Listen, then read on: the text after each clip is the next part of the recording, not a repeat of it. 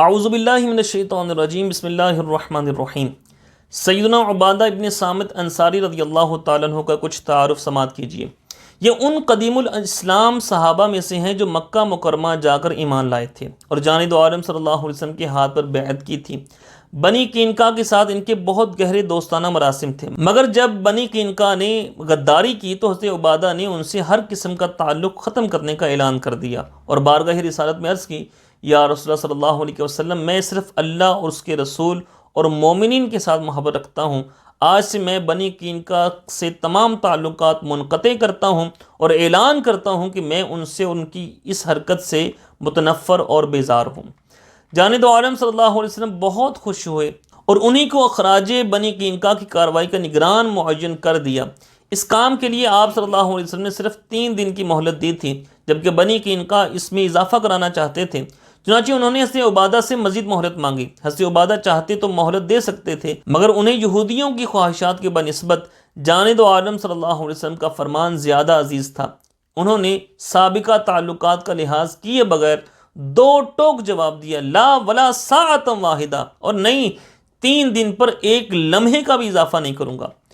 بہت صاف گو تھے اور کھرے انسان، لگی لپٹی رکھے بغیر دل کی بات کہہ دیتے تھے۔ عہد فاروقی میں کچھ عرصہ تک فلسطین کے قاضی رہے، اس کے بعد شام میں سکونت اختیار کر لی تھی، مگر وہاں ان کی حضرت معاویہ سے نہیں بنتی تھی اور آئے دن اختلافات ہوتے رہتے تھے۔ ایک دفعہ اختلاف اس قدر بڑا کہ انہوں نے شام چھوڑ دینا ہی مناسب سمجھا، مدینہ پاک چلے آئے۔ فاروق اعظم کو ان کی آمد کا پتہ چلا تو ان سے شام چھوڑنے کا سبب پوچھا۔ انہوں نے حضرت معاویہ رضی اللہ عنہ سے اپنے اختلافات بتائے۔ فاروق اعظم قدیم الاسلام صحابہ کی بہت عزت و توقیر کیا کرتے تھے۔ فرمانے لگے کہ جس ملک میں آپ جیسے لوگ نہ ہوں وہ کیسا کبھی ملک ہوگا۔ آپ شام ہی میں رہیں اور اس کو اپنی برکتوں سے محروم نہ کریں۔ رہا معاویہ سے اختلاف کا مسئلہ تو میں اس کو لکھ دوں گا کہ آپ اس کی حکمرانی سے خارج ہیں۔ اب یہ ایک بہت بڑا اعزاز تھا۔ ایک شخص کو صوبائی حکومت کے جملہ قوانین سے مستثنیٰ کر دیا گیا تھا اور اسے مکمل شخصی آزادی کی ضمانت دے دی گئی تھی۔ چنانچہ عبادہ رضی اللہ تعالیٰ عنہ شام چلے آئے اور پھر عمر بھر وہیں رہے۔ قرآن و حدیث اور فقہ کے بہت بڑے عالم تھے۔ جانب عالم صلی اللہ علیہ وسلم کی حیات طیبہ میں ہی انہوں نے قرآن جمع کر لیا تھا۔ انہم ممن جمع القرآن فی عہد النبی صلی اللہ علیہ وسلم۔ حدیث میں بھی ان کا پایہ بہت بلند تھا۔ حضرت انس رضی اللہ تعالیٰ عنہ، جابر رضی اللہ تعالیٰ عنہ جیسے جلیل القدر صحابہ نے ان سے روایت اخذ کی ہے۔ بڑی تعداد میں تابعین بھی ان کے شاگرد ہیں۔ فقہ میں ان کے مرتبے کا اندازہ اس سے کیجئے کہ حضرت معاویہ رضی اللہ تعالیٰ عنہ بھی ان کی فقاہت کے معترف تھے، حالانکہ حضرت معاویہ سے اکثر ان کا اختلاف رہتا تھا۔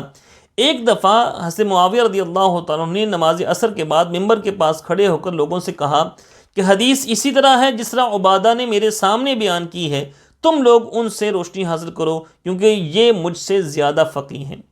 کیسے وسیع الظرف تھے یہ اصحاب رسول کہ اختلاف کے باوجود دوسرے کی عظمتوں کا اعتراف کرنے میں کسی قسم کا بخل نہیں کرتے تھے۔ کاش ہمارے دل بھی اسی طرح کشادہ ہو جائیں۔